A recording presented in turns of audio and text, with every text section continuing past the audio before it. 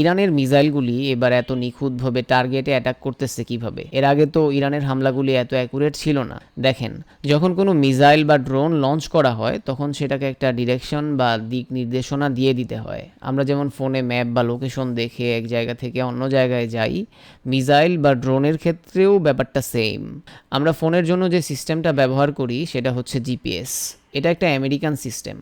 Iran আগে তাদের মিসাইলে এই আমেরিকান জিপিএস ব্যবহার করত, কিন্তু সমস্যা হলো সিস্টেমটা যেহেতু আমেরিকার, তাই ইরান মিসাইল লঞ্চ করলে আমেরিকা চাইলেই ওই সিস্টেমটাকে জ্যাম করে দিতে পারতো। মানে আপনি মিসাইল পাঠাইছেন এক জায়গায়, কিন্তু জিপিএস জ্যাম হওয়ার কারণে মিসাইলটার দিক হারায়া অন্য কোথাও গিয়ে পড়বে। কিন্তু এবারের যুদ্ধে ইরানের মিসাইলগুলি একদম স্পেসিফিক জায়গায় গিয়ে হিট করতেছে।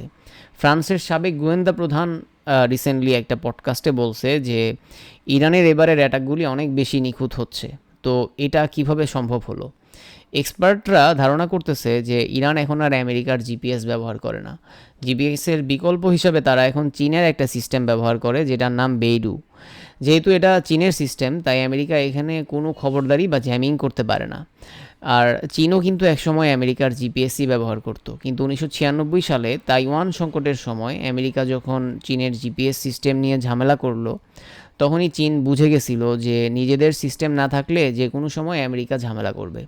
এরপর থেকেই তারা বেইডু ডেভেলপ করা শুরু করে, যেটা 2020 সাল থেকে চালু হয়। সবচেয়ে ইন্টারেস্টিং ব্যাপার হলো জিপিএস চালানোর জন্য আকাশে স্যাটেলাইট লাগে। আমেরিকার জিপিএসের জন্য যতগুলি স্যাটেলাইট আকাশে আছে, চীনের বেইডু সিস্টেমের জন্য স্যাটেলাইট সংখ্যা তার চেয়েও বেশি। এর মানে কেউ যদি চীনের এই সিস্টেম ব্যবহার করে, তাহলে তার মিসাইল বা ড্রোন অ্যাটাক জিপিএসের চেয়েও বেশি অ্যাকুরেট হবে। এক্সপার্টরা ধারণা করতেছে যে ইরান চীনের সিস্টেম ব্যবহার করতেছে দেখেই এখন ইরানের মিসাইল ঠেকানো আমেরিকার জন্য এত বেশি কঠিন হয়ে পড়ছে।